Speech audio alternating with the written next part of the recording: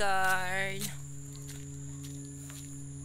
Bumili tayo ng battery sa relo kasi bigla na lang huminto yung oras. Sana all humihinto na lang ang oras, no, para maibalik ang oras. Charot. So ayun mga ka-Haggard. Malapit na tayo sa bahay. Oh my God. Ayan, napakalamig dito talaga, superb. Kasi umaga pa lang umulan na kanina. So ngayon mga ka-Haggard, kaya andito na naman ako sa labas kasi hinatid ko yung pamangkin ko dito sa sakay ng tricycle para kasi papasok na siya sa school. Tapos inutusan din ako bumili ng battery kasi nga para sa relo namin na huminto ng oras, di ba? So ayun, malapit na ako sa bahay and syempre hindi na tayo aabot doon sa bahay mismo magbablog. Ayan. So abnormal ata si kuya, huminto tapos sumigaw ng bakla.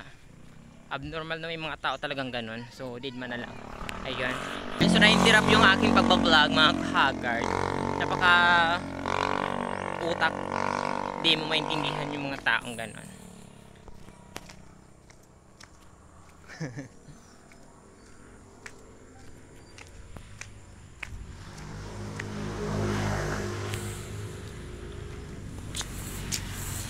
So ayun mga ka-Haggard, nandito na tayo sa baluarte natin. So